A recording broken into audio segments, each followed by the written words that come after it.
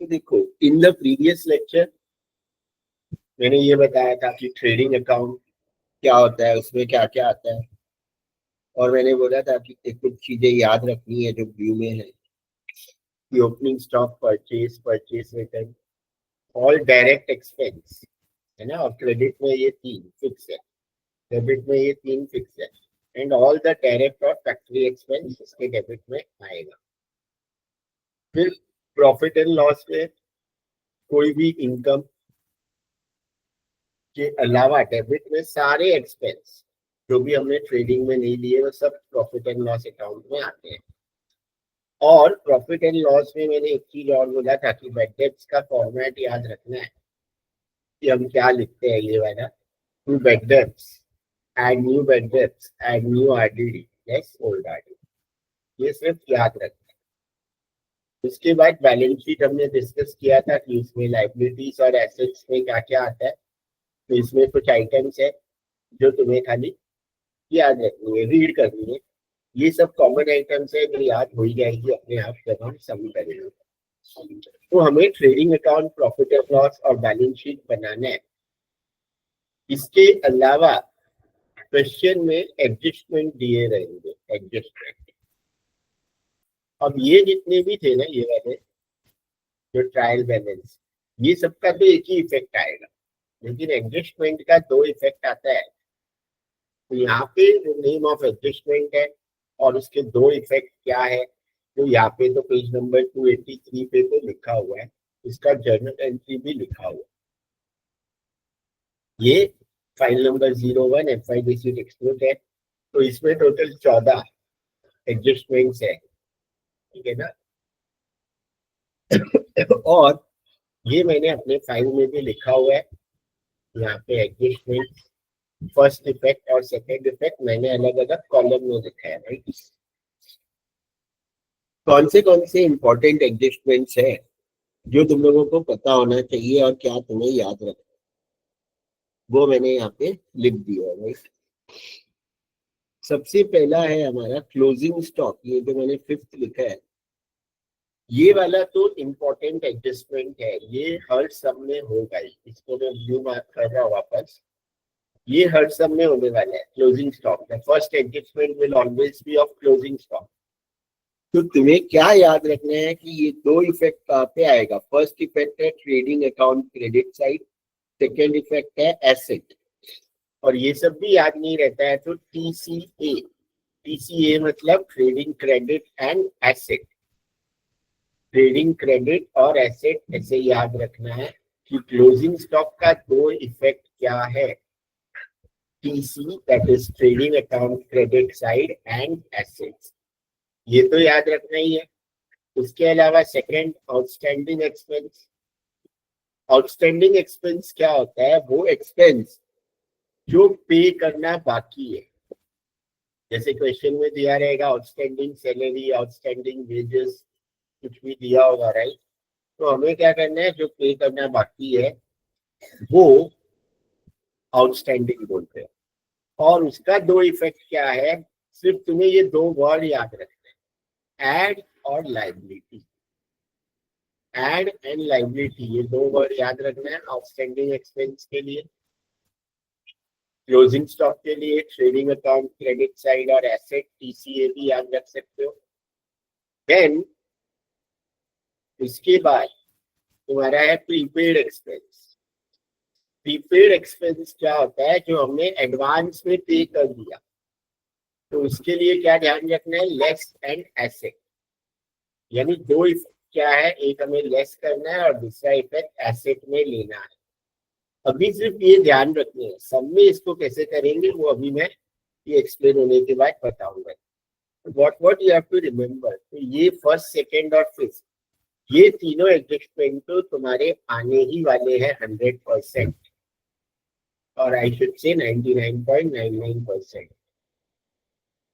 तो इनके दो दो इफेक्ट क्या है वो तुम्हें लर्न करके लेना है।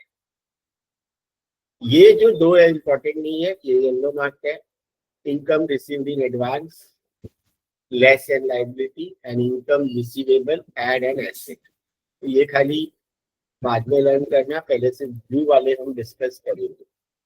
देन ये वाला भी इंपॉर्टेंट है, very very important, bad debts and RD. तो तुम्हें एक तो एसेट साइड पे जो डेटर्स का होता है, एसेट में होता है, तो डेटर्स में ये फॉर्मेट है जो याद रखना है कि डेटर्स में से न्यू बैड डेब्ट्स माइनस होगा, न्यू आरडीडी भी माइनस होगा, डेटर्स में से दोनों माइनस होगा, new bad debts and new RDD, that you have to remember, right. और प्रॉफिट एंड लॉस के डेबिट साइड में जो मैंने ऑलरेडी बता दिया कि ये फॉर्मेट तुम्हें याद रखना है। प्रॉफिट एंड लॉस के डेबिट में to bad debts, add new bad debts, add new less RD. तो एसेट में ये वाला और प्रॉफिट एंड लॉस के डेबिट में ये वाला, ये भी याद ही रखना है, ये भी तुम लोगों को आएगा।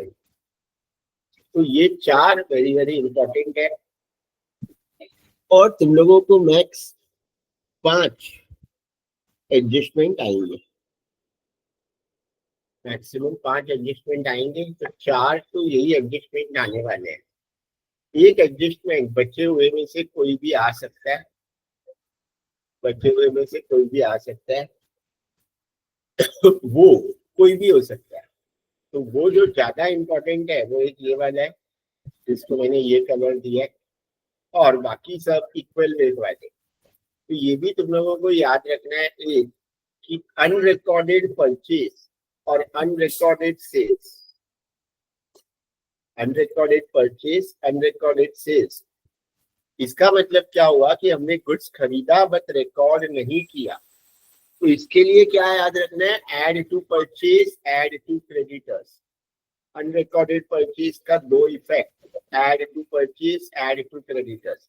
अनरिकॉर्डेड सेल्स का दो effect, add to sales, add to debtors. Sir हम लोग परचेसेस क्रेडिटर्स में क्यों ऐड करते हैं? हम लोग को मतलब पता कैसे चलेगा वो क्रेडिट पे लिए गए हैं या कैश पे लिए गए? अगर अनरिकॉर्डेड परचेज है ना फाइनल अकाउंट्स में, तो मतलब अगर हमने कैश में लिया होता तो ऑब्वियसली कैश कम हो जाता हमारा, और अगर हमने रिकॉर्ड नहीं किया होता तो ईयर एंड पे हमें हमारी मिस्टेक पता चल जाती, क्योंकि कैश बैलेंस कम शो होता और बुक्स में ज्यादा बताता, राइट। तो whenever in final accounts unrecorded purchase या unrecorded sales है ना, तो वो क्रेडिट वाला ही पॉसिबल है। कैश वाला तो because we have already paid, तो वो कैश बुक में तो एंट्री आएगी, और अगर हम बैंक से पे करते हैं तो जब बैंक स्टेटमेंट आता है तो वो अपने आप ही चेक हो जाता है, राइट। तो ओके। ये एडजस्टमेंट्स क्या होते हैं, जो लेजर वेजर का टोटल हो गया उसके बाद जो मिस्टेक्स पता चली, कैश में अगर परचेज किया है वो मिस्टेक पहले ही पता चल जाएगी, राइट। ओके, तो इसमें बाय डिफॉल्ट वो क्रेडिट वाला ही है और कोई दूसरा पॉसिबल ही नहीं। ओके, वैसे ही unrecorded sales, add to sales and add to debtors. इसके बाद ये गुड्स वाले, गुड्स वाले यहाँ पे तो मैंने लॉस्ट बाय फायर, टेफ, और इधर लॉस्ट बाय फायर, ये अनइंश्योर्ड गुड्स है, ये इंश्योर्ड गुड्स है। लेकिन गुड्स वाले ना टोटल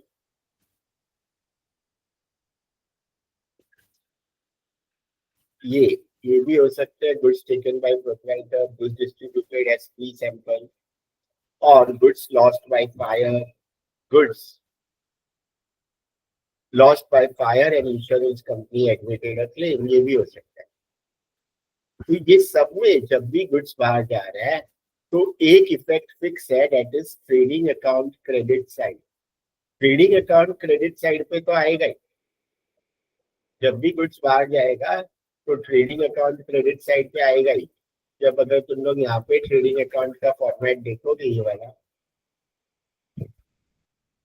तो देखो यहाँ पे ये तो प्रॉफिट एंड लॉस है, goods distributed as free sample, goods taken by proprietor, goods lost by fire, good lost by death. तो सेल्स रिटर्न और क्लोजिंग स्टॉक के अलावा यहाँ पे क्रेडिट में सिर्फ यही आएगा। जो भी एडजस्टमेंट में गुड्स का कोई एडजस्टमेंट है तो that will come on the credit side of trading account. बाकी ट्रेडिंग अकाउंट के क्रेडिट में सिर्फ सेल्स रिटर्न और क्लोजिंग स्टॉक ही आएगा, उसके अलावा कुछ भी आएगा ही नहीं।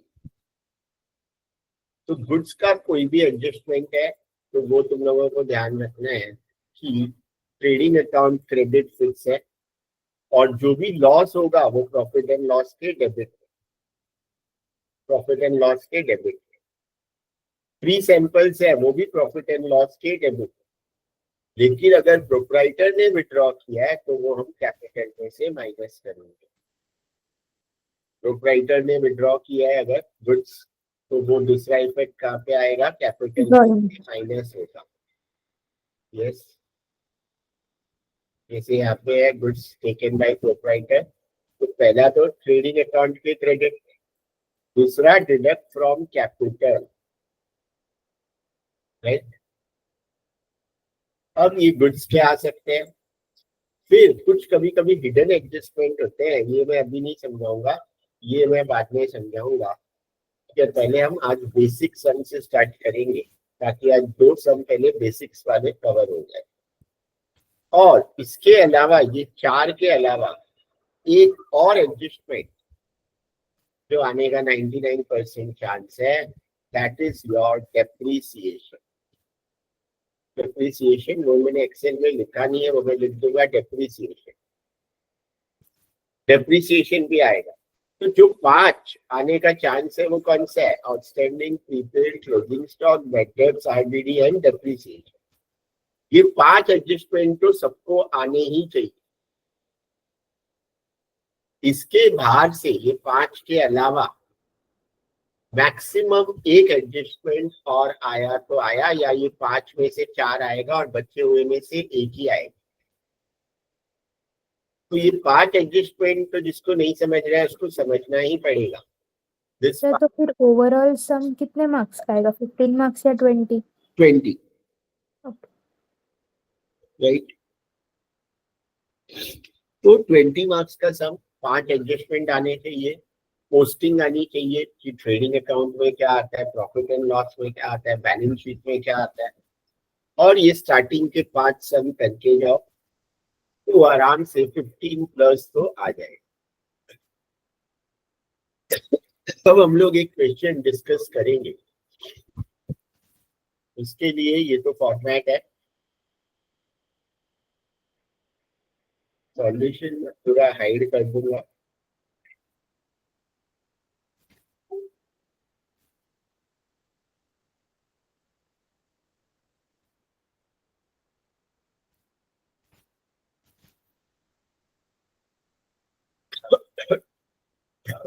तो तुम लोग लाइन बना सकते हो जिसको अगर साथ में सॉल्व करना है तो। हाँ सर, रुको। तीनों पेज पे यही लाइन बनाना है, यानी एक सेंटर लाइन, फिर एक पर्टिकुलर और 2 अमाउंट कॉलम। खाली थर्ड पेज पे पर्टिकुलर की जगह हम लाइबिलिटीज और एसेट वर्ड यूज करेंगे इन द बैलेंस शीट।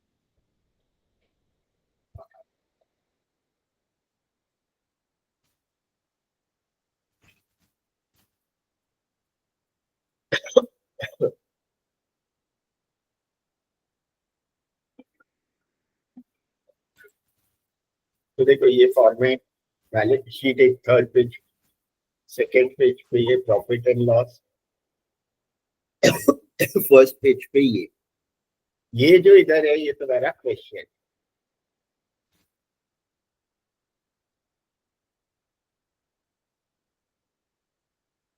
ये जो ग्रीन में है दिस इज द क्वेश्चन।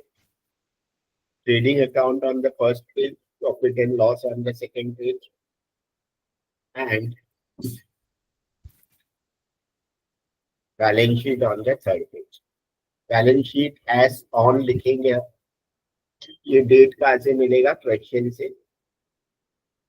यहाँ पे दिया रहता है ट्रायल बैलेंस का डेट 31 मार्च 18 दिया है क्वेश्चन में। तो पहले इन द बुक्स ऑफ, ये नाम भी कहाँ मिलेगा, क्वेश्चन से, मंगेश ट्रेडर्स, जो भी नाम दिया होगा सबसे पहले इन द बुक्स ऑफ, फिर डेबिट और credit, trading account for the year ended, जो भी डेट दिया है वो डेट। फिर यहाँ पे भी हमें डेबिट क्रेडिट लिखना होता है, इधर लेफ्ट में डेबिट और राइट में क्रेडिट, और profit and loss account for the year ended जो भी डेट है, और लास्ट पेज पे बैलेंस शीट एज ऑन लिखते हैं, as on, for the year ended नहीं लिखते हैं, और यहाँ पे पर्टिकुलर की जगह लाइबिलिटी और एसेट वर्ड यूज करते हैं, because this is liability and this side is your asset side and this is your question, ठीक है, विथ एडजस्टमेंट। पूरा ग्रीन में जो है ये क्वेश्चन है।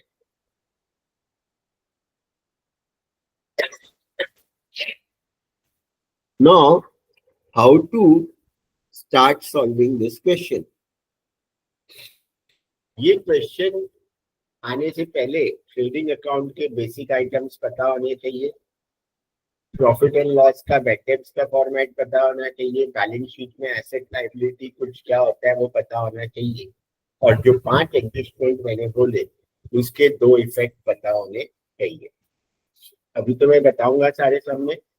और यहाँ पे जब भी ये फॉर्मेट बनाते हो ना, तो ये तो तुम लोग लिख ही सकते हो, opening stock to purchase less purchase return, यहाँ पे by sales less sales return, और यहाँ पे बाय क्लोजिंग स्टॉक 4-5 लाइन छोड़ के बाय क्लोजिंग स्टॉक, 4 लाइन छोड़ के बाय क्लोजिंग।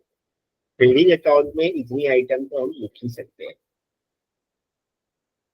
और प्रॉफिट एंड लॉस में यहाँ पे bye gross profit dot down, क्योंकि ज्यादातर सब में ग्रॉस प्रॉफिट ही आता है, बट ये बहुत रेयरली 100 में से 1-2 सब में ना ग्रॉस प्रॉफिट नहीं होता है, ग्रॉस लॉस होता है, मतलब डेबिट साइड का टोटल ज्यादा है, वो I will explain when we will take the total. तो यहाँ पे भी ये लिख सकते हो। और बैलेंस शीट में लाइबिलिटी में हमेशा पहले कैपिटल लिख देना है, capital. On the liability side you will write the capital word in the balance sheet, and always leave minimum 5-6 lines after capital. Capital के बाद 5-6 लाइन छोड़ देने हैं, उसके बाद ही कुछ लिखोगे, यहाँ पे कुछ भी 5-6 लाइन में अभी नहीं लिखोगे।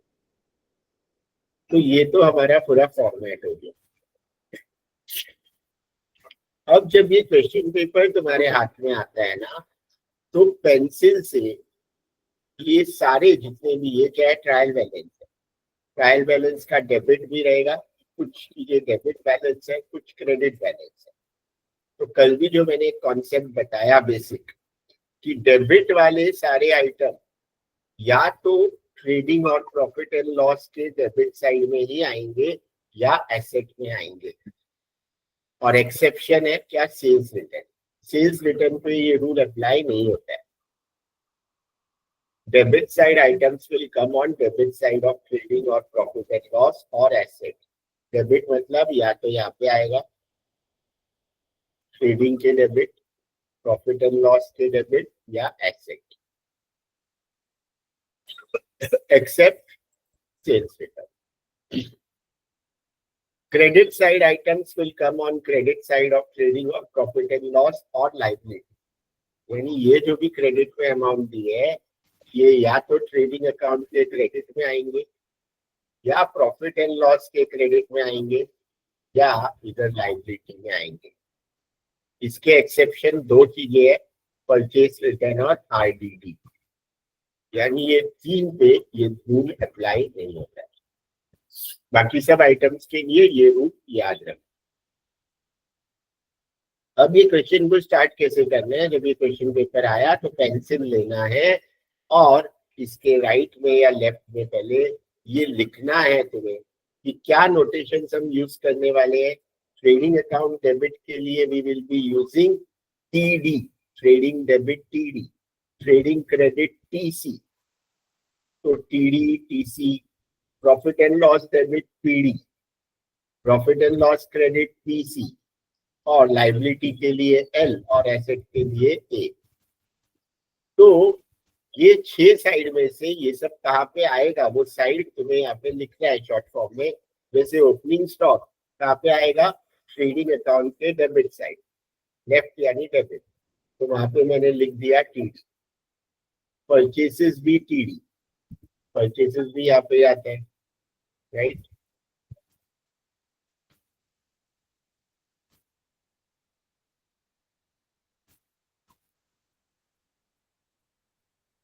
सेल्स का आता है ट्रेडिंग के क्रेडिट में, और देखो ये अमाउंट क्रेडिट में दिया है, तो क्रेडिट वाले आइटम या तो क्रेडिट में आएंगे या लाइबिलिटी में आएंगे। तो sales will come in the TC, credit. Purchase return credit में दिया है तो आना चाहिए क्रेडिट में, लेकिन यहाँ पे मैंने लिखा था कि परचेज रिटर्न पे ये रूल अप्लाई नहीं होता है। आरडीडी और सेल्स रिटर्न पे भी ये रूल अप्लाई नहीं होता है। परचेज रिटर्न कहाँ होता है, हम यहाँ पे माइनस करते हैं टीडी में, तो इसलिए मैंने क्या लिखा, माइनस टीडी, कि ट्रेडिंग अकाउंट डेबिट में आएगा बट वो वहां से माइनस होगा, right. Purchase return minus TD, sales return minus TC. ये तो तुम लोगों को याद ही हो जाएगा, क्योंकि ये तो फॉर्मेट में ही मैंने बोला तुम लोग लिख लोगे कि ये फिक्स है कि परचेज रिटर्न परचेज में से माइनस होगा, सेल्स रिटर्न सेल में से माइनस होगा, राइट। तो टीसी में से माइनस होगा। रॉयल्टीज, रॉयल्टीज का आएगा, it is a direct expense, तो यहाँ पे आएगा ट्रेडिंग के डेबिट में, तो रॉयल्टीज। और ये सबके लिए जिसको नहीं पता है, मैंने बोला था कि ये टेक्स्ट बुक में से रेफर करो, मेरे एक्सेल का जो ट्रेडिंग अकाउंट है वो रेफर करो, जो फॉर्मेट है ना, वो रेफर करो, उसको रीड करो, यहाँ पे है रॉयल्टी। तो कुछ कॉमन आइटम्स है जो तुम्हें इससे पता चलेंगे कि ट्रेडिंग में क्या क्या आता है। Wages and salaries. अब वेजेस एंड सैलरीज के लिए क्या रूल याद रखना है, ओनली वेजेस है तो वो ट्रेडिंग अकाउंट के डेबिट में आएगा टीडी, ओनली सैलरीज है तो वो प्रॉफिट एंड लॉस के डेबिट में आएगा पीडी, वेजेस एंड सैलरी है तो वो ट्रेडिंग अकाउंट के डेबिट में आएगा, लेकिन अगर सैलरीज एंड वेजेस है तो वो प्रॉफिट एंड लॉस के डेबिट में आएगा। तो ये रूल्स याद रखने हैं कि ओनली वेजेस तो trading account debit, only salaries profit and loss debit, wages and salaries trading account debit, but if salaries and wages so profit and loss account debit, right? Clear? समझा क्या? हाँ sir समझा। तो ये याद रखना। Office salary, office word आ गया है, कहीं पे भी ऑफिस वर्ड आ गया तो वो प्रॉफिट एंड लॉस के डेबिट में ही आएगा। कोई भी ऑफिस का खर्चा प्रॉफिट एंड लॉस के डेबिट में ही आएगा। कोई भी फैक्ट्री का खर्चा वो ट्रेडिंग अकाउंट के डेबिट में है। फैक्ट्री इलेक्ट्रिसिटी, फैक्ट्री रेंट, ऐसा कुछ भी वर्ड है तो वो ट्रेडिंग के डेबिट। ऑफिस है तो प्रॉफिट एंड लॉस डेबिट, तो मैंने पीडी लिखा। बिल्स रिसीवेबल डेबिट में दिया, बट बिल रिसीवेबल हमारा खर्चा नहीं होता है, हमें पैसा लेना बाकी है, एसेट है। एसेट होता है, तो यहाँ पे मैंने एक। और ये सब कॉमन है, मतलब इसमें जितने भी है ना वो तुम्हारे 80% जो तुम्हें इसमें से ही आएंगे, जो मैं फर्स्ट सम सिखा रहा हूँ। 80% पेपर या your question of final account will be from this first question only. 80% items, तो 20 आइटम है तो 16 आइटम तो इसमें से ही आने वाली है, ऐसे तुम लोग समझ सकते हो। तो एक सम भी किसी को आ गया वो भी 10 मार्क्स लेके आ सकता है, सिर्फ फर्स्ट सम भी सीख के गए तो भी 10 मार्क्स उसको इजीली आ जाएगा। तो bills receivable asset, bills payable credit में दिया है तो ये या तो क्रेडिट में आएगा या liability, but bills payable is a liability, pay करना बाकी है तो मैंने एल लिखा। Office equipment is a asset, कोई भी equipment, motor van, motor car, furniture, machinery, all this are assets. तो office equipment, motor van, plant and machinery, ये सब हमारे एसेट है, तो हमने ए लिखा। बैड डेब्ट्स वो तो पीडी में आता है, बेड डेब्ट्स का तो मैंने बोला पूरा फॉर्मेट ही याद कर लेना है तुम्हें। Advertisement is also our expense, expense. और ये भी प्रॉफिट एंड लॉस के डेबिट में आएगा, PD. Cash in hand asset है, cash bank, this are your assets. Cash और बैंक कॉमन है, ये सबको पता होना चाहिए कि ये एसेट है, तो हमने ए लिखा। Sundry debtors always asset, sundry creditors always liability, capital always liability. और ये रिजर्व फॉर बैड डेट्स या आरडीडी वर्ड है, या आरबीडी या आरडीडी या रिजर्व फॉर बैड डेट्स, अगर क्रेडिट में ऐसा कोई अमाउंट दिया है तो ये हमारा प्रॉफिट एंड लॉस में से डेबिट होता है, माइनस होता है प्रॉफिट एंड लॉस के डेबिट में से, और इसको हम ओल्ड आरडीडी बोलते हैं। ट्रायल बैलेंस के क्रेडिट में कोई भी रिजर्व फॉर बैड डेब्ट्स या आरडीडी या आरबीडीडी ऐसे कुछ भी दिया है तो इसको हम ओल्ड आरडीडी उसी को बोलते हैं। ओल्ड आरडीडी जो भी क्रेडिट में होगा that is your old RDD. If reserve for bad debts RDD या आरबीडीडी ये कोई भी वर्ड है तो ठीक है। बस तो ये हमने पहले कर लिया, तो ये तो फर्स्ट स्टेप हो गया कि हमने ये फटाफट लिख लिया। अभी तो फर्स्ट से मैं थोड़ा स्लो सिखा रहा हूँ। उसके बाद ये एक एक एडजस्टमेंट रीड करना है। पहला एडजस्टमेंट हमेशा क्लोजिंग स्टॉक ही होता है। तो closing stock was valued at cost price 19,000 and market price 20। Closing stock के दो इफेक्ट क्या होते हैं? टीसीए, टीसीए मतलब trading account credit and asset. इसका कोई भी मार्किंग नहीं करना है। मार्किंग का मतलब क्या होता है कि जो भी एडजस्टमेंट है, कोई भी ऐसी आइटम जो यहाँ पे हमने यहाँ पे नाम है और वो आइटम का नाम यहाँ पे एडजस्टमेंट पे भी है, तो उसके बाजू में तुम्हें एक मार्क करना है, पेंसिल से डॉट मार्क करना है या कुछ मार्क करना है। क्यों वो भी मैं बताऊंगा, बट क्लोजिंग स्टॉक के लिए कोई भी मार्किंग नहीं करनी। फिर है office salary outstanding 1,000। Office salary इधर वर्ड है, तो ऑफिस सैलरी को मैं तो क्या कर रहा हूँ, ये कलर दे देता है। तो ऑफिस सैलरी को मैंने मार्क किया, तुम लोग पेंसिल से डॉट डाल सकते हो। प्रीपेड वेजेस, तो वेजेस भी यहाँ पे था, तो वेजेस को भी मैंने मार्क किया। मार्क हम क्या चीज को कर रहे हैं जिसपे एडजस्टमेंट है। We are marking those items on which there are any adjustment.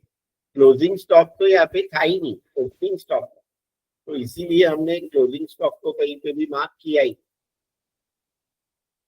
Then provide depreciation at 5%, 10%, 15% on office equipment, motor van and plant and machinery.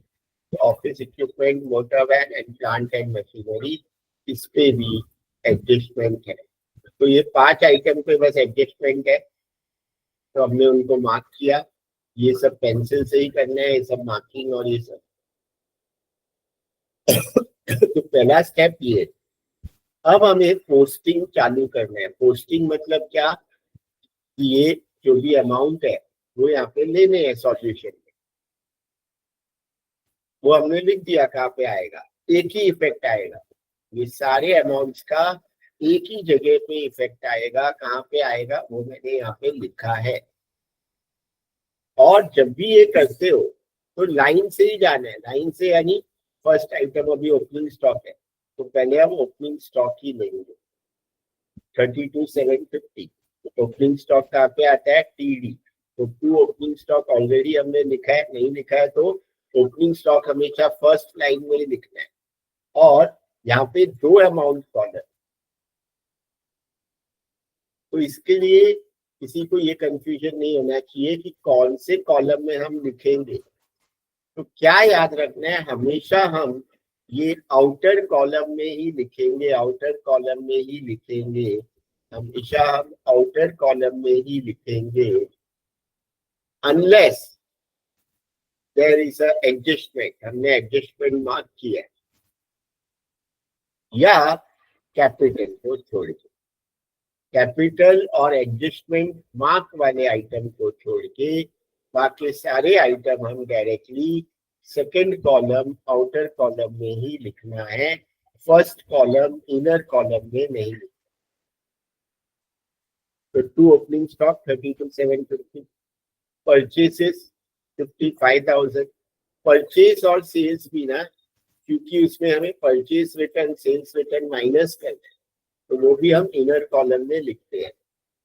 अब ये इनर कॉलम में लिखते क्यों है, हम वो चीजें हम इनर कॉलम में लिखते हैं जिसमें हमें कुछ भी ऐड या लेस करना है। लॉजिक क्या है, ऑल दोज आइटम्स जिसपे एडजस्टमेंट है तो हमें कुछ ऐड लेस करना है। कैपिटल में भी ऐड लेस होता है, परचेज और सेल्स में अगर परचेज रिटर्न सेल्स रिटर्न है तो वो भी ऐड लेस होगा। तो जो भी आइटम में ऐड लेस करना है वो इनर कॉलम में लिखना है, बाकी सब आउटर कॉलम। तो purchase 55,000, then sales 89,500 by sales trading account credit, ये तो फिक्स है। देन परचेज रिटर्न, देन क्या है, परचेज रिटर्न। तो परचेज रिटर्न कहाँ होता है, ट्रेडिंग के डेबिट में माइनस होता है, वो परचेज के नीचे ही माइनस होगा, less purchase return. Purchase return का अमाउंट कितना है 2630। Then you should underline this 2630, 55,000 में से 2630 माइनस करके जो भी अमाउंट आएगा वो हम लोग यहाँ पे बाहर लिख देंगे 52,370 इन द सेम लाइन।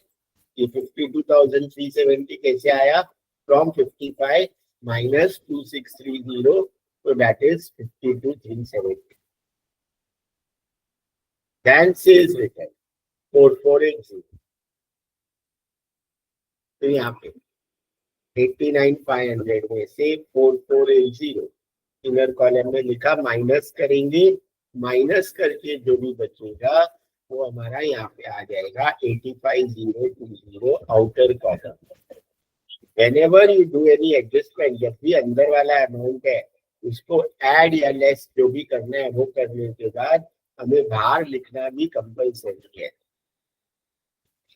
तो हमने ये सब यहाँ तक लिख दिया। हमने क्या किया, इतने आइटम्स हमने ले लिए, राइट राइट। अब नेक्स्ट है रॉयल्टीज। रॉयल्टीज का आएगा ट्रेडिंग अकाउंट के डेबिट। टू रॉयल्टीज, लाइन छोड़ने की जरूरत नहीं है, तुम लोग डायरेक्टली लिख सकते हो, यहाँ पे मैंने नीचे लिया हुआ है, दैट्स फाइन। तो रॉयल्टीज कितना है 4,000, डेबिट में है तो डेबिट में आउटर कॉलम में, बिकॉज इस पे कोई एडजस्टमेंट नहीं है। Then wages and salaries 8,000, wages and salary कहाँ आता है, ट्रेडिंग के डेबिट, तो हमें कहाँ लिखना है, टू वेजेस एंड सैलरीज। अब इसका कलर अलग है, मतलब इस पे एडजस्टमेंट है, एडजस्टमेंट है, तो एडजस्टमेंट है तो हमें क्या करना पड़ेगा, ऑब्वियसली इसको इनर कॉलम में पड़ेगा। और जब भी इनर कॉलम में लिखते हो उसके बाद एक लाइन हमेशा छोड़ना है। Whenever you write any amount in the inner column, always leave one line, और यहाँ पे एक लाइन छोड़ के ये अंडरलाइन भी कर देना, ये अंडरलाइन। तो वेजेस एंड सैलरी हो गया। Office salary profit and loss के डेबिट में आएगा, तो ये तो ट्रेडिंग अकाउंट है, प्रॉफिट एंड लॉस के डेबिट टू ऑफिस सैलरी। इसके बाद एक लाइन छोड़ देना है क्योंकि इसके भी एडजस्टमेंट है और अंडरलाइन करना है। बिल रिसीवेबल एसेट है 19,250, बिल्स पेबल लायबिलिटी, तो एसेट हमें लिखना पड़ेगा यहाँ पे बिल्स रिसीवेबल। कोई एडजस्टमेंट नहीं है तो direct outer column, no adjustment on it. Bills payable liability है, तो लायबिलिटी यानी बैलेंस शीट के लेफ्ट में, बट मैंने बोला तुम लोगों को कि कैपिटल के नीचे हमेशा कितनी लाइन छोड़ देना है, 5-6 लाइन छोड़ देना है, उसके बाद ही कोई भी दूसरी लाइबिलिटी लिखनी है। फर्स्ट लाइन में कैपिटल हमेशा लाइबिलिटी में लिखोगे, 5-6 लाइन छोड़ दोगे। Sir Yes. सर हमें ना वो जो बैलेंस शीट बनाते हैं ना, तो उसको हम लोगों को लो लिक्विडिटी टू हाई ये लिखना है, मतलब high liquidity to low liquidity लिखना है। मतलब तो पहले सब बोला है एसेट फिर सब हाँ, बाकी। ऐसा बोला है क्योंकि वो सही फॉर्मेट है, उसको वैसे ही फॉलो करो करके बोल रहे थे मैम। लाइक अभी पहले हमने आईडीएस में ऐसे कभी नहीं किया। मैम ने इस बार बोला है कि अगर आपने बिल्स रिसीवेबल लिखा और बाजू में कैपिटल नहीं तो फिर लोन्स लिखा है तो फिर मैं आपका मार्क्स काटूंगी करके। उन्होंने बोला है कि जो ऑर्डर में फॉलो करना है वैसे ही फॉलो करो। अगर तुम लोग पहले लो लिक्विडिटी का असेट्स लिख रहे हो तो वहाँ पे उसके बाजू में करंट लाइबिलिटीज ही लिखना। मुझे तो समझ गया, अभी आईडीएस वालों को समझाना मुश्किल है सबको लोगों को। पहले तो मैं बेसिक सिखाता हूँ। लो लिक्विडिटी टू हाई लिक्विडिटी या हाई टू लो, कुछ भी लिख सकते हो ना। हाँ सर, ये बट जो आपका फॉर्मेट है ये high liquidity to low liquidity, हाँ बट इसमें मिक्स है। करंट एसेट भी इधर लिखा है और इधर कैपिटल लिखा है। मतलब इधर कैपिटल लिखेंगे तो इधर पहले फिक्स एसेट लिखना पड़ेगा, फिर करंट एसेट। Yes sir. ठीक है, पहले तो मैं बेसिक सिखाता हूँ। वो एक बार सब डिवीजन में कंफर्म होने दो, बिकॉज अभी तक 4 साल तो ऐसा कोई भी फैकल्टी ने आईडीएस में नहीं बोला और सब लोग मिक्स ही करके आ रहे थे और सबको फुल ही दे रहे थे। पर इस बार बोला तो बाकी डिवीजन में भी बोलते हैं क्या, देख लेते हैं। Okay sir. तो वो लिक्विडिटी का अलग से बताऊंगा, क्योंकि अभी से मैं बताने लगा फिर सबको ये फिर वो हार्ड लगने लगेगा, है ना। पहले तो क्योंकि ठीक। बहुत लोगों को एसेट क्या होता है यही नहीं पता, और एसेट में भी अगर मैं ये बताऊंगा कि ये यहाँ पे लिखना है ऊपर और वो नीचे लिखना है तो बहुत प्रॉब्लम होगी, राइट। तो दो सम तो वैसे ही करते हैं आज के लेक्चर में, तो and then we will see. Okay sir. तो बिल्स पेबल में हमेशा 5 लाइन छोड़ के लिखना है।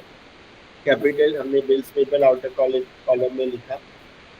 Then office equipment, motor van, plant and machinery, ये सब एसेट है और ये तीनों पे एडजस्टमेंट भी है, डेप्रिसिएशन। तो ये तीनों हम एसेट में तो लिखेंगे और तीनों के नीचे एक एक लाइन भी छोड़ेंगे और इनर कॉलम में अमाउंट लिखेंगे। तो हमने यहाँ पे ऑफिस इक्विपमेंट का अमाउंट इनर कॉलम में लिखा, देन एक लाइन छोड़ा। Then motor van inner column में लिखा, एक लाइन छोड़ा blank. And then plant and machinery, वो भी इनर कॉलम में लिखा और फिर एक लाइन हमने छोड़ा।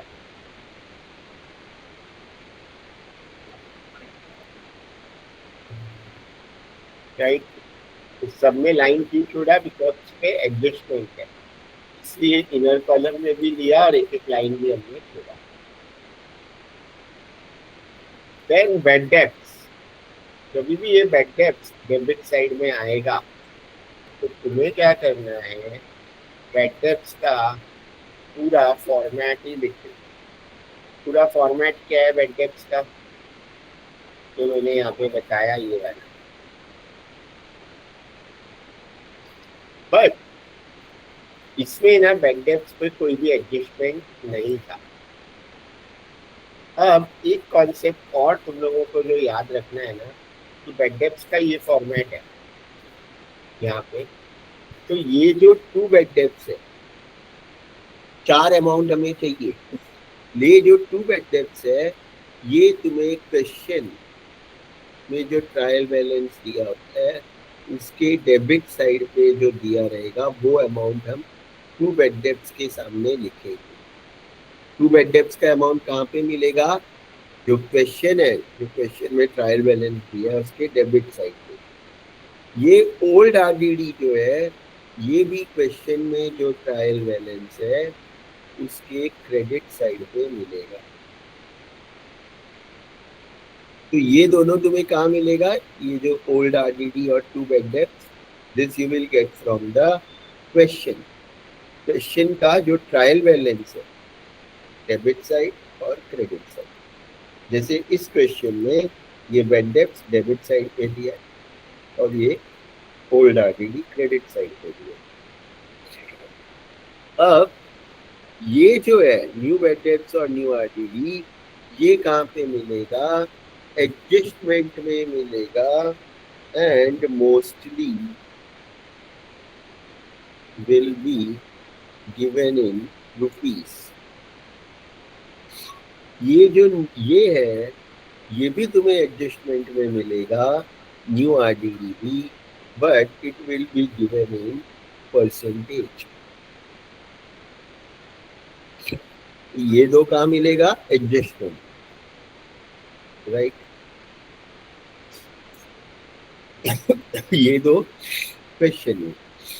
अब क्योंकि हम ऑलरेडी एडजस्टमेंट यहाँ पे कर चुके हैं और हमने बैड डेब्ट्स पे कोई मार्किंग किया ही नहीं, मतलब उस पर कोई एडजस्टमेंट है ही नहीं, तो एडजस्टमेंट नहीं है तो ये दोनों नहीं भी लिखोगे तो भी चलेगा, क्योंकि हमें पता है ये दो नहीं है, तो खाली to bad debts less old RDD इतना फॉर्मेट लिख सकते हो।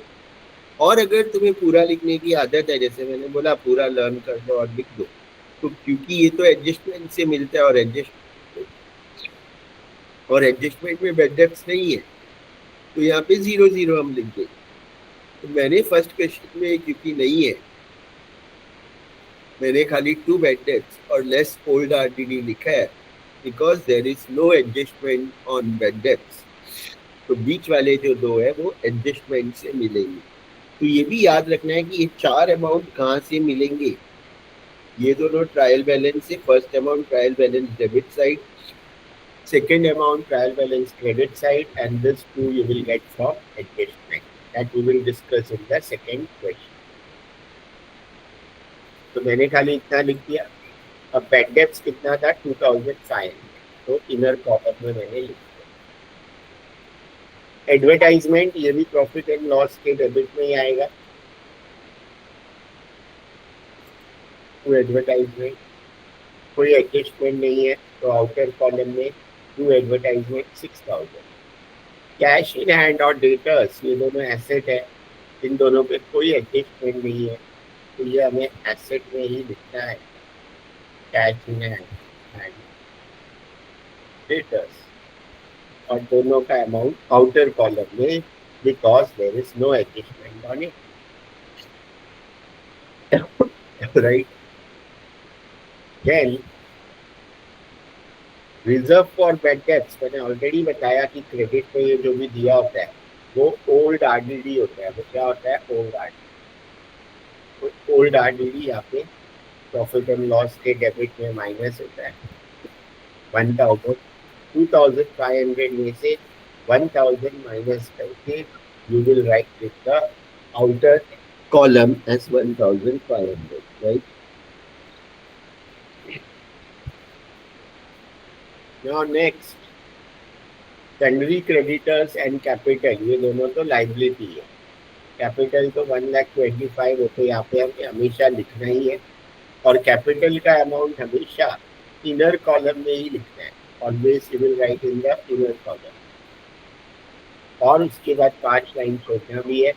देन सन्ड्री क्रेडिटर्स इज 24,000, वो बिल्स पेबल के बाद outer column, because there is no adjustment on it, right?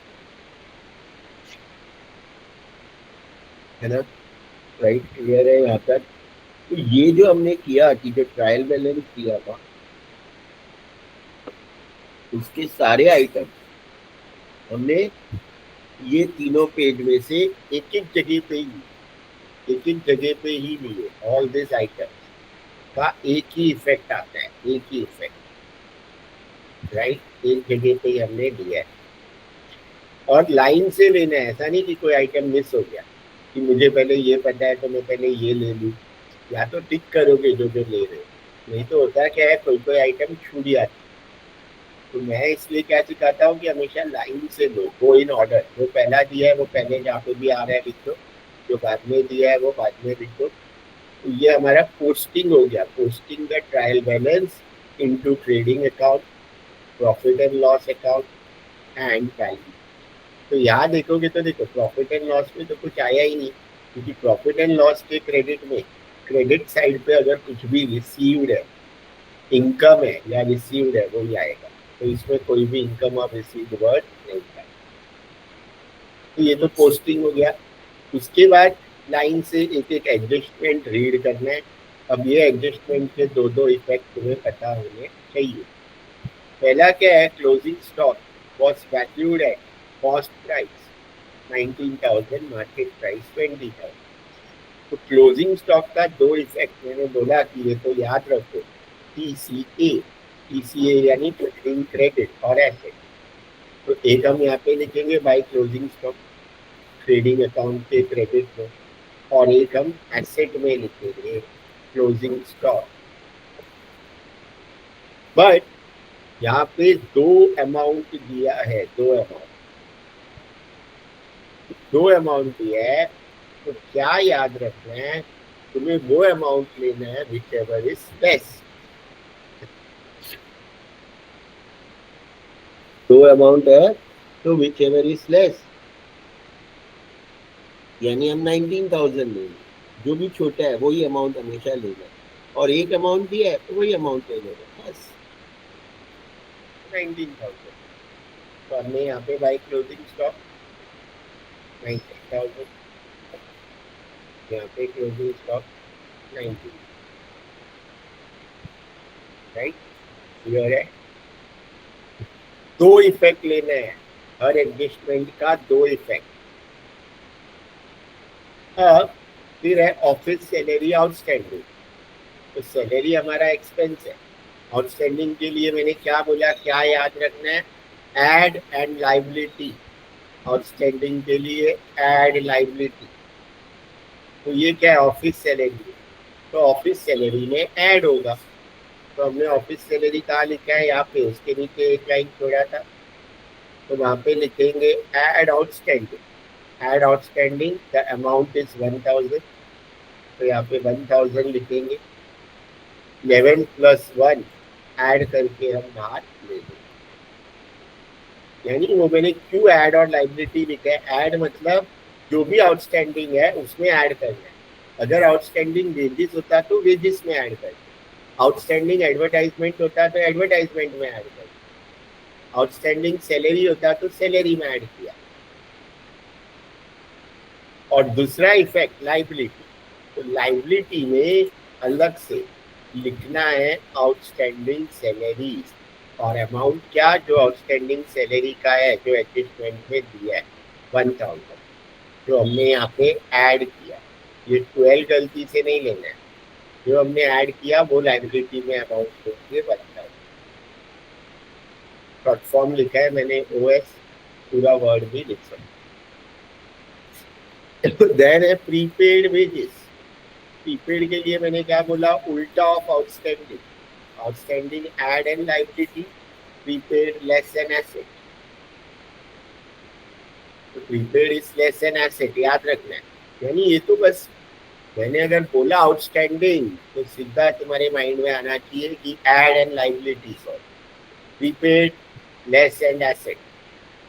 तो ये क्या है, वेजेस है, प्रीपेड वेजेस, तो वेजेस में से लेस होगा, लेस प्रीपेड। अमाउंट क्या दिया था एडजस्टमेंट में, वो भी 1,000 लेस करना है। तो 8 में से 1 गया, आउटर कॉलम में 7,000, राइट। दूसरा इफेक्ट, हर एडजस्टमेंट के दो इफेक्ट लेने। दूसरा इफेक्ट एसेट्स, तो एसेट्स में हम लिखेंगे प्रीपेड वेजेस 1,000, राइट। क्लियर है ये भी, यहाँ तक कोई डाउट है किसी को? अब लास्ट एडजस्टमेंट जो है वो क्या है हमारा, डेप्रीसिएशन। ऑफिस इक्विपमेंट पे 5%, मोटर वैन पे 10%, प्लांट एंड मशीनरी पे 15%। ये भी क्वेश्चन में दिया होता है।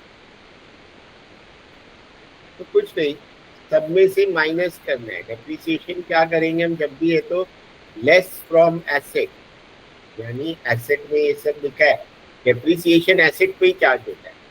तो ऑफिस इक्विपमेंट के नीचे लेस डेप्रिसिएशन 5%, तो 20,000 का 5% 1,000 माइनस करके 20 माइनस 1, आउटर कॉलम में 19,000।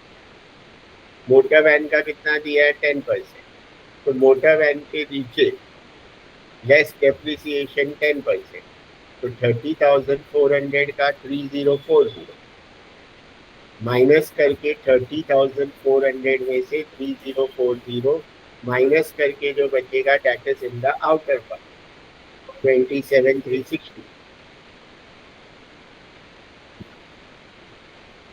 उसके बाद प्लांट एंड मशीनरी 25,000, उस पे दिया है 15%, तो प्लांट एंड मशीनरी के नीचे लेस डेप्रिसिएशन 15%, 25,000 का 15% दैट इज 3750 माइनस करके आउटर कॉलम में। तो डेप्रिसिएशन का फर्स्ट इफेक्ट क्या है, less from asset, less from respective asset. जिस चीज का भी डेप्रिसिएशन दिया है, जो एसेट का डेप्रिसिएशन दिया है वो एसेट में से माइनस करें।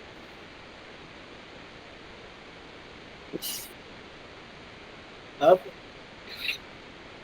दूसरा इफेक्ट, ये जो भी लेस किया ये सबका दूसरा इफेक्ट, क्या क्या लेस किया, ये लेस किया, ये लेस किया, ये लेस, ये सबका दूसरा इफेक्ट प्रॉफिट एंड लॉस के डेबिट में ही आएगा हमेशा, प्रॉफिट एंड लॉस के डेबिट में आएगा। तो यहाँ पे पहले लिखना है टू डेप्रिसिएशन, इसको अंडरलाइन करना है, ये प्रॉफिट एंड लॉस का डेबिट साइड। फिर अगर एक से ज्यादा एसेट है तो तीनों का नाम लिखना है, उसमें टू नहीं लिखना है, थोड़ा इंडेंटेड लिखोगे, टू डेप्रिसिएशन लिख दिया। Office equipment, motor van, plant and machinery, वो तीनों का अमाउंट इनर कॉलम में लिखना है। अमाउंट कहाँ से मिला, यहाँ से जो मैंने ब्लू मार्क किया, इक्विपमेंट का 1,000, मोटर वैन का इतना, प्लांट एंड मशीनरी का इतना, तो वो यहाँ पे लिखना है। और ये तीनों का टोटल बाहर ले लेना है, दैट इज 7790। तो सब एडजस्टमेंट का हमने दो इफेक्ट भी ले लिया, ये सबका एक इफेक्ट पोस्टिंग, एडजस्टमेंट का दो इफेक्ट वो भी हमने ले लिया। अब सम खत्म हो गया, अब हमें टोटल करना है। और अगर टाइम नहीं बचेगा तो टोटल का तो 2 मार्क्स ही कट करेंगे या 3 मार्क्स कट करेंगे, आई डोंट नो, बट सब राइट है तो ज़्यादा मार्क्स कट नहीं करना है, ये 2 मार्क्स मैक्स कट करना चाहिए आउट ऑफ 20।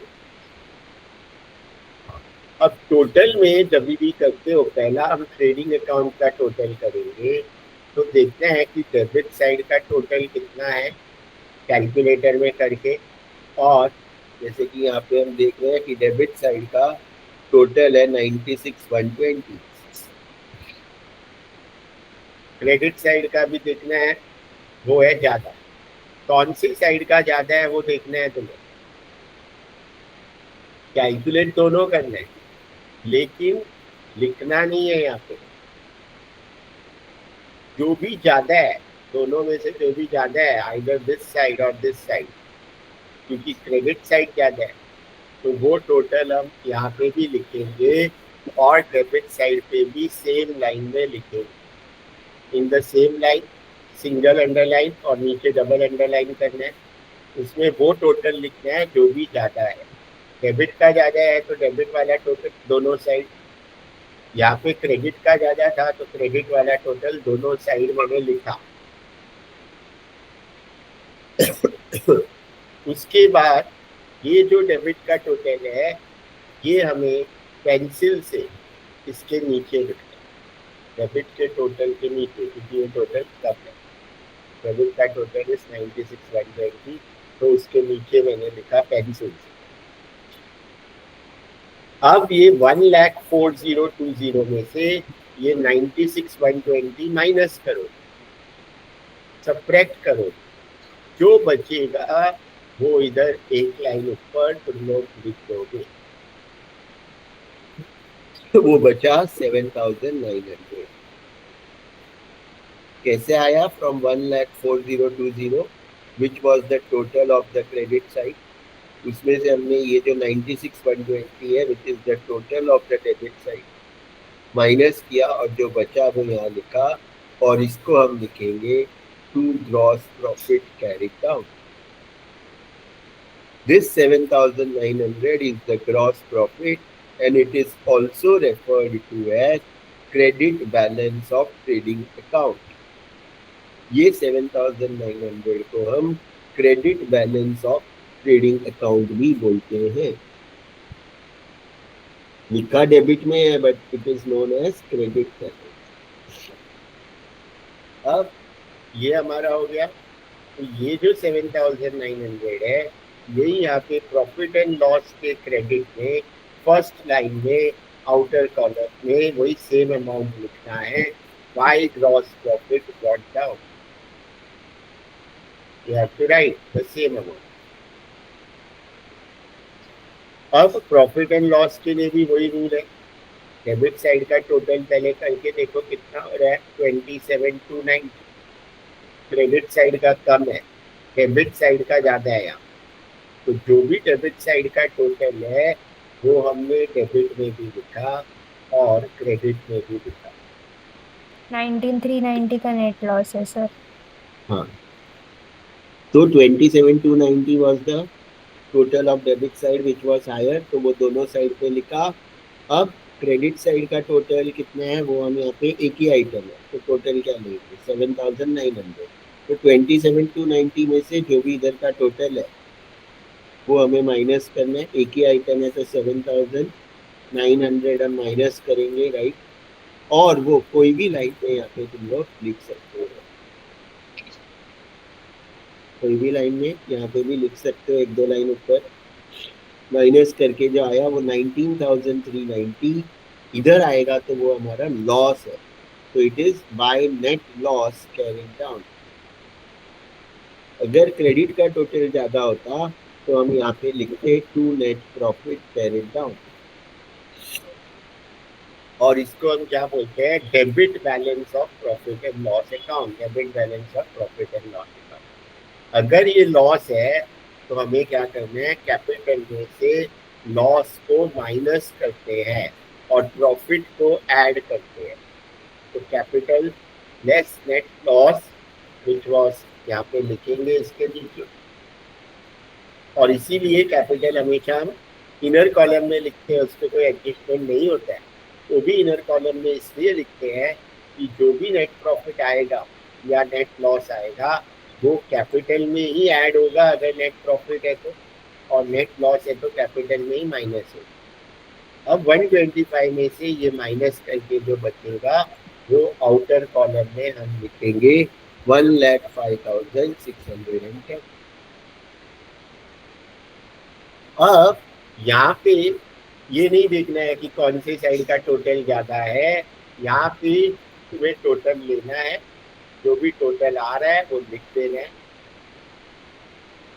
ये सारे आइटम का टोटल, और वैसे ये सारे आइटम का टोटल लेना है, जो भी आ रहा है लिख देना है, और ये दोनों टोटल अपने आप मैच होने चाहिए अगर तुमने पूरा क्वेश्चन पूरा सॉल्यूशन राइट किया है। मैच नहीं हो रहा है तो हो सकता है मिस्टेक हुई होगी, तो छोड़ देना है सब। लास्ट में टाइम बचेगा तो मिस्टेक फाइंड कैसे करते हैं वो भी मैं सिखाऊंगा, बट लास्ट में टाइम बचेगा एग्जाम में तो ही वो मिस्टेक फाइंड करने जाना है, बट मिड सेमेस्टर में शायद ही टाइम बचेगा because exam will be of 2 hours.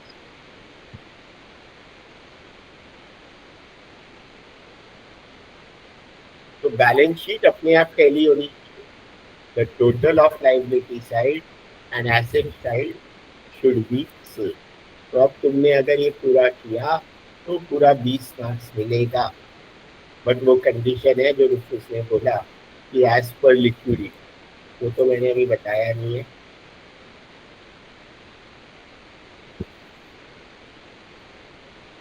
ये क्वेश्चन में तुम लोगों को डाउट कोई भी जो प्रेजेंट है? Any doubt? No sir. ठीक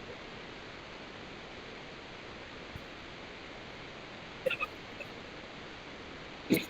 ये तो फर्स्ट क्वेश्चन था जो मैंने डिस्कस किया। एक क्वेश्चन और डिस्कस करते हैं।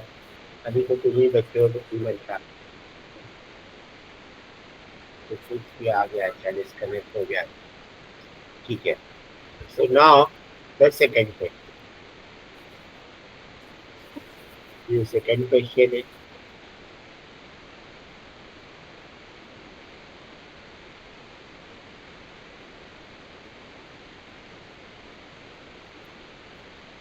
इसका भी सॉल्यूशन मैं हाइड कर देता हूँ। तो ये जो आपने शॉर्ट फॉर्म में सब लिखाया था, पीडी ए पीडी, ये सेम ही रहेगा ना सबके लिए? हमें सब आइडेंटिफाई करना आना चाहिए, राइट? यस,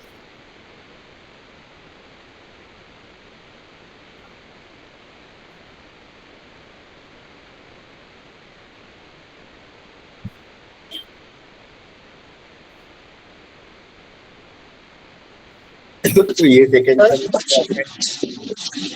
सर आइडली पूरा कितने टाइम में खत्म करना चाहिए आइडली एग्जाम में? 30 मिनट्स।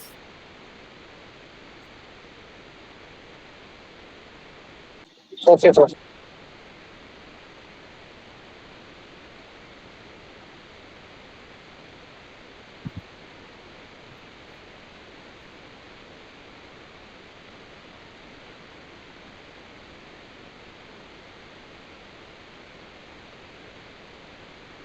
अब ये क्वेश्चन है, this is the question and this are the adjustments. अब यहाँ पे पहले तो मैंने क्या बोला, अब इसमें देखो डेबिट साइड का कॉलम अलग दिया है, क्रेडिट का अलग। इसमें ऐसे दिया था, इससे कुछ फर्क नहीं पड़ता है, बट डेबिट क्रेडिट अलग अलग तो दिया ही होता है। अब हमें सबसे पहले तो वो लिख लेना है कि ये कहाँ पे आएगा। ये डेबिट वाले आइटम है, तो या तो ट्रेडिंग के डेबिट या प्रॉफिट एंड लॉस के डेबिट या एसेट। डिटेल्स जो है वो कहाँ पे आता है? Asset. Opening stock trading account debit, purchase trading account debit, sales return trading account credit में माइनस होता है, sales return minus TC, bank tax profit and loss debit, rent rates and taxes profit and loss debit, क्योंकि कुछ दिया नहीं है, वो factory का है कि ऑफिस का है। इंश्योरेंस भी कुछ नहीं दिया है, तो profit and loss debit. Office equipment is an asset, furniture and fixture is an asset, cash at bank asset, legal expense profit and loss debit, advertisement profit and loss debit, brokerage profit and loss debit, drawings नया है जो पिछले सब में नहीं था, तो ये कैपिटल में से माइनस होगा। Drawings minus from liability, liability मतलब कैपिटल में हम जो लाइबिलिटी लिखते हैं वो उसमें से माइनस करेंगे। Wages trading account debit, coal gas fuel and water trading account debit, machinery asset.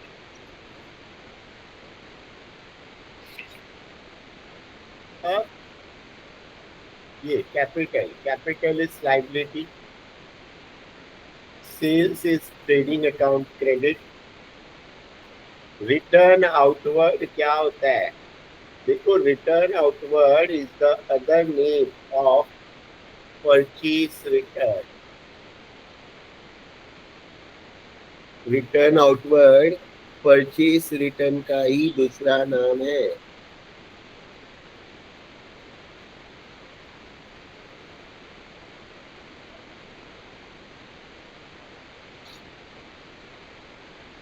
वैसे ही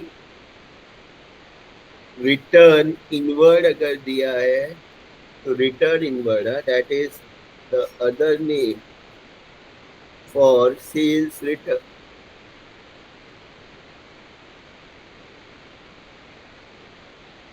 Return inward is the other name for sales return. Return outward is the other name for purchase return.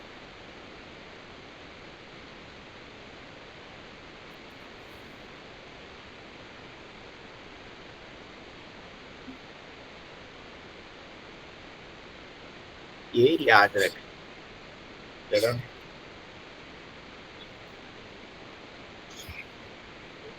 तो ये purchase return है. तो ये कहाँ minus होता है? Trading account के डेबिट में माइनस होता है. परचेज रिटर्न भी लिख सकते हो. Then dividend received.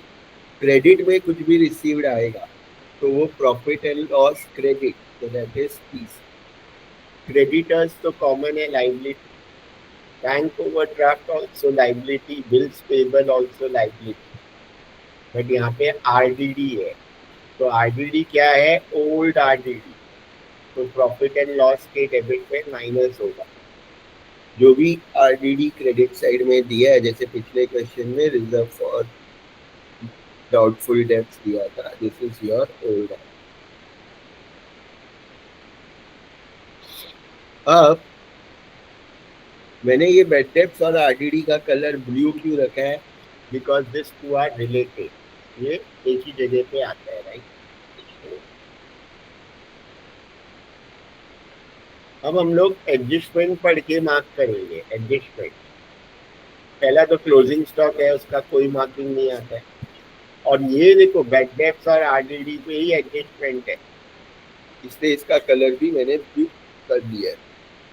यानी ये बेड डेब्ट्स, आरडीडी और ये बेड डेब्ट्स वाला एडजस्टमेंट जो मैंने अभी यहाँ पे बताया, ये दोनों एडजस्टमेंट से मिलेगा. न्यू बेड डेब्ट्स रुपीज में दिया होता है, न्यू आरडीडी मोस्टली परसेंटेज में दिया होता है. तो right of 1200 bed debts and create a provision for bad and doubtful debts at 2% on debtors. तो जब भी ये एडजस्टमेंट आया तो यहाँ पे तुम्हें पूरा फॉर्मेट लिख लेना है. इसको भी मैंने इसमें blue mark. Bad debts, add new bad debts, add new IDD, that's all that. Plus इसका दूसरा इफेक्ट यहाँ पे डेटर्स. तो डेटर्स को मैंने मार्क किया. यानी जब भी हम डेटर्स एसेट में लेंगे तो उसको इनर कॉलम में लेंगे. तो ये मार्किंग है, ये जो मैंने पर्पल कलर किया. Then outstanding expense, legal expense और वेजेस. तो लीगल एक्सपेंस को मैंने मार्क किया, वेजेस को मार्क किया because there are adjustment on it. Charge depreciation, office equipment और मशीनरी. तो यहाँ पे मशीनरी को मार्क किया, ऑफिस इक्विपमेंट को मार्क किया. जिसको मार्क कर रहे हैं that we will take inner cost. Prepaid insurance, तो इंश्योरेंस का, राइट? तो ये फर्स्ट स्टेप है कि ये सब पेंसिल से लिख लो. प्रैक्टिस हो गया तो ये लिखने की जरूरत नहीं है, बट मार्किंग तो करना ही पड़ेगा. पेंसिल से. दिस स्टिच पे भी एडजस्टमेंट है, right? Clear, it is clear. अब पोस्टिंग चालू करना है. पहला है डेटर्स, कहाँ पे आएगा? एसेट्स. और 3 लाइन छोड़ना है डेटर्स के नीचे. Always leave 3 line. यहाँ पे मैंने लिखा है डेटर्स के बाद लेस न्यू बेड डेब्ट्स, फिर एक लाइन छोड़ो लेस न्यू आरडीडी. तो वो लिख देने का चाहिए. तो लेस न्यू बेड डेब्ट्स, एक लाइन छोड़ो लेस न्यू आरडीडी. डेटर्स का अमाउंट इनर कॉलम में लिखा 45,000.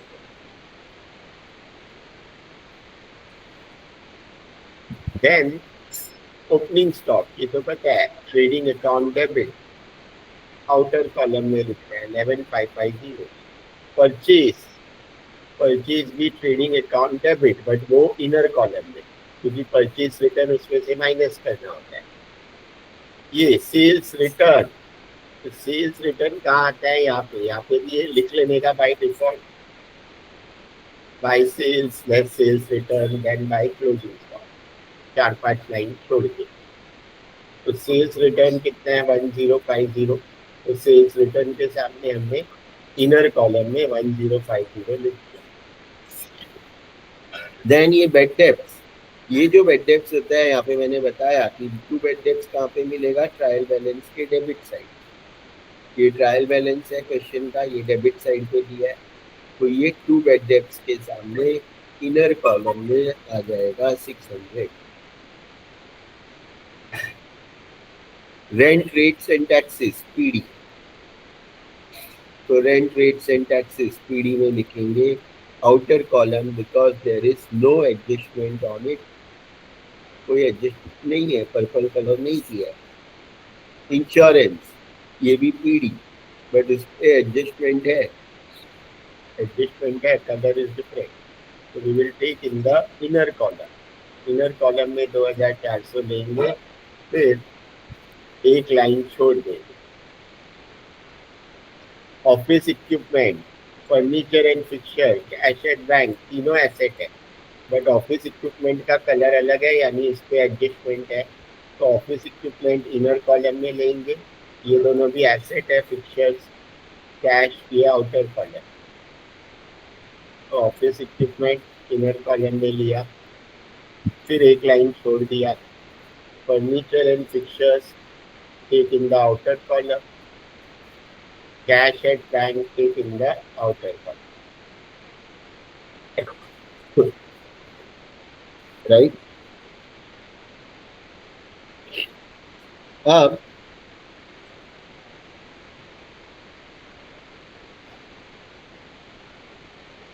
Legal expense, profit and loss debit, adjustment है तो वो भी इनर कॉलम और एक लाइन छोड़ दो। एडवर्टाइजमेंट, ब्रोकरेज, ये भी प्रॉफिट एंड लॉस डेबिट है, दोनों पे एडजस्टमेंट नहीं है, तो वो दोनों डायरेक्टली आउटर कॉलम में अमाउंट हम लिख देंगे। ये डायरेक्ट ऑफिस एक्सपेंस है, एडवर्टाइजमेंट, ब्रोकरेज। ड्राइंग्स, ये इंपॉर्टेंट है कि ड्राइंग्स का कलर मैं अलग कर देता हूँ कि जो ड्राइंग्स है वो क्या करना है, लाइबिलिटी कैपिटल में से माइनस करना है, यानी फर्स्ट लाइन में हमेशा इधर कैपिटल लिखोगे, उसके बाद less drawings, what is the amount? 3000। बस इसको छोड़ देना क्योंकि अभी कैपिटल का अमाउंट हमने नहीं लिखा। वेजेस तो ट्रेडिंग अकाउंट के डेबिट में आएगा, तो वेजेस यहाँ पे आ जाएगा, एक लाइन छोड़ना है क्योंकि एडजस्टमेंट है, इसलिए इनर कॉलम में लिया। कोल, गैस, फ्यूल, वाटर, वो भी ट्रेडिंग के डेबिट में आएगा, उस पर कोई एडजस्टमेंट नहीं है, तो वो हम डायरेक्टली बाहर लिखेंगे इन the outer column, right. Machinery and asset है, इस पे भी एडजस्टमेंट है,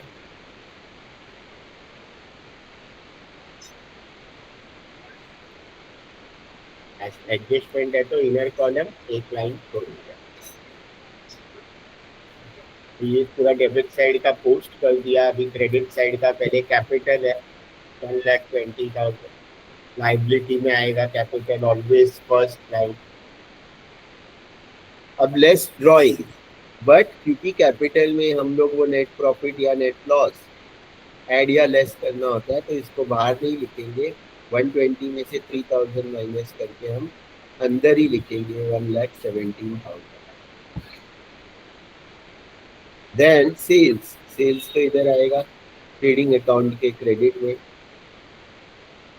उसमें से सेल्स रिटर्न जो है वो माइनस करेंगे, जो भी बचेगा वो बाहर, from 6750 minus 1058। Then return outward which is purchase return, तो वो यहाँ पे लिखेंगे ट्रेडिंग अकाउंट के डेबिट परचेज रिटर्न, माइनस करेंगे 53 to 50 में से माइनस, तो it will come here. Dividend receive that is profit and loss credit, but इसके फर्स्ट लाइन में हमेशा by gross profit brought down लिख देना.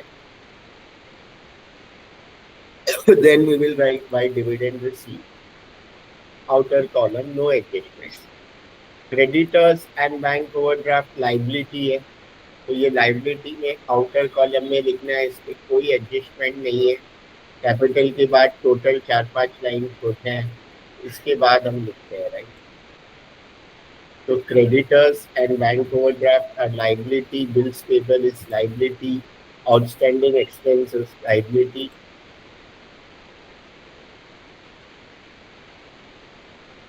RDD is your old RDD.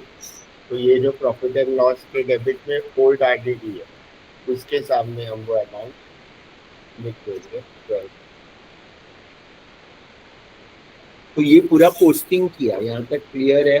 कोई डाउट है, कुछ क्वेश्चंस है? क्लियर? No sir. अब एडजस्टमेंट्स, क्लोजिंग स्टॉक का तो मैंने बोला याद रखना है, ये तो एडजस्टमेंट आएगा ही. TCA, तो trading account credit 42,000 by closing stock, trading account credit. दूसरा asset, closing stock 42,000 in the outer column. Then ये इंपॉर्टेंट है, ये नया है जो पिछले सब में नहीं था. Right of 1200 bad debts and create a provision of 2% on debtors. तो ये जो है सबसे पहले एसेट में इधर जो डेटर्स है उसमें से ये जो भी अमाउंट में दिया होगा वो लेस न्यू बैड डेब्ट्स लिख के उसमें से माइनस करना है. डेटर्स में से माइनस करना है, इसलिए मैंने यहाँ पे ये पूरा फॉर्मेट लिख दिया. ये कहाँ से मिलेगा वो, और ये एसेट में कैसे लिखेंगे, प्रॉफिट एंड लॉस के डेबिट में कहाँ कैसे लिखेंगे, और ये अमाउंट कहाँ से मिलेगी. तो न्यू बैड डेब्ट्स 1200 वो माइनस किया, 45 में से 1200 माइनस हुआ, तो दिस इज योर 43,800. अब RDD परसेंटेज में दिया होगा 2%, एनी परसेंट. ये 2% you have to calculate of this amount, minus करके जो अमाउंट आया उसका 2% निकालना है. 43,800 का 2%, not of 45,000. So that is 876 minus करके हमने यहाँ पे लिख दिया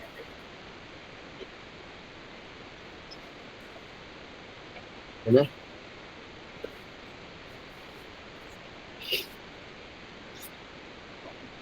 माइनस किया 43,800 में से, उसका 2% 876. इसका दोनों का इफेक्ट, एक न्यू बैड डेब्ट्स है, एक न्यू RDD है, वो तो हमने यहाँ पे ऑलरेडी लिखा हुआ है. न्यू बैड डेब्ट्स के सामने we will write the amount of new bad debts, new RDD के सामने we will write the amount of new RDD. ये भी पूरा वो बैड डेब्ट्स वाला ही एडजस्टमेंट है.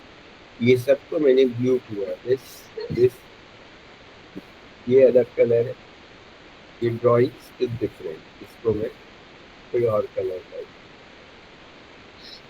तो ये ब्लू कहाँ पे मिलेगा तुम्हें, वो 4 है, उसका इफेक्ट प्रॉफिट एंड लॉस के डेबिट में ऐसा आएगा और यहाँ पे ऐसा आएगा. क्लियर है? आउटस्टैंडिंग एक्सपेंस के लिए मैंने क्या बोला? Yes, any doubt? Sir but वही थोड़ा प्रैक्टिस करना पड़ेगा. और आउटस्टैंडिंग एक्सपेंस के लिए क्या याद रखना है, ऐड और लाइबिलिटी. तो 750 लीगल एक्सपेंस में ऐड होगा, 225 वेजेस में ऐड होगा. तो लीगल एक्सपेंस में ऐड आउटस्टैंडिंग 750, आउटर कॉलम में अमाउंट आ जाएगा 3750. वेजेस में, वेजेस इधर है, ऐड आउटस्टैंडिंग 225 ऐड करके 2250 plus 225 in the outer column. दोनों का फर्स्ट इफेक्ट हुआ, दूसरा इफेक्ट लाइबिलिटी। तो लाइबिलिटी में भी हम दोनों लिख देंगे outstanding wages 225, outstanding legal expense 750, which was given in the question, right? Her adjustment का दो इफेक्ट,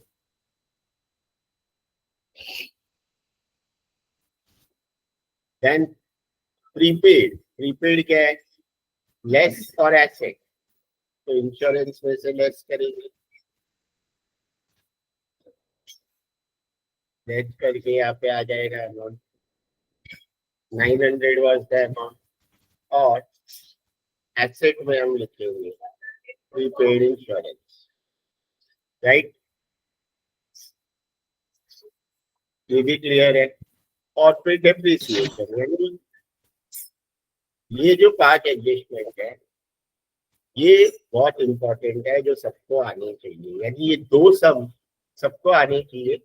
इसमें तुम लोगों का 90% of the items and adjustments are covered. ये दो सम में से 90% तो यही दो सम में से आएगा जो भी है। डेप्रिसिएशन ऑफिस इक्विपमेंट पे है, मशीनरी पे है, तो हमें माइनस करना है ये ऑफिस इक्विपमेंट पे, लेस डेप्रिसिएशन 2.5%, मशीनरी पे 5%, 42,900 का 2.5%, 1073 राउंड ऑफ किया, माइनस करके 42,900 में से 1073 आउटर कॉलम, मशीनरी 12,000 का 5% माइनस करके outer column,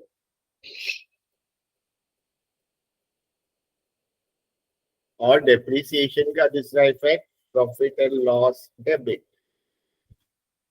to depreciation. Underline करना है, जितने भी एसेट है 2-3 उनका नाम लिखना है, उनका इंडिविजुअल डेप्रिसिएशन जो हमने कैलकुलेट किया वो इनर कॉलम में, और total outer column.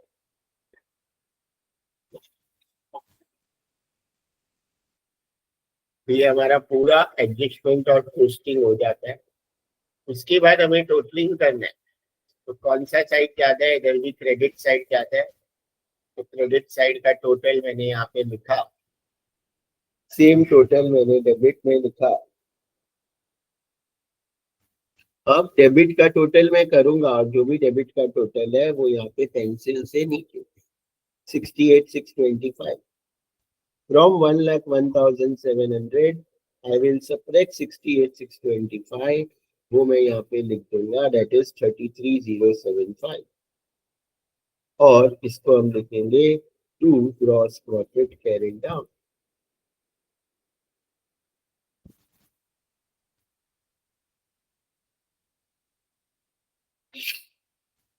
Right, clear?